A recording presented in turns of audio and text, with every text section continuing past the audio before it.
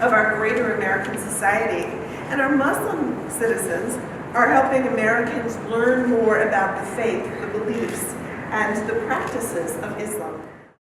Some of these ideas that I've talked about are captured in the images we're going to be taking a look at in just a minute.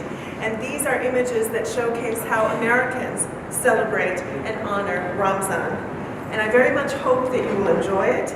I hope that it will stimulate some ideas, some discussions among you about Muslim life in America.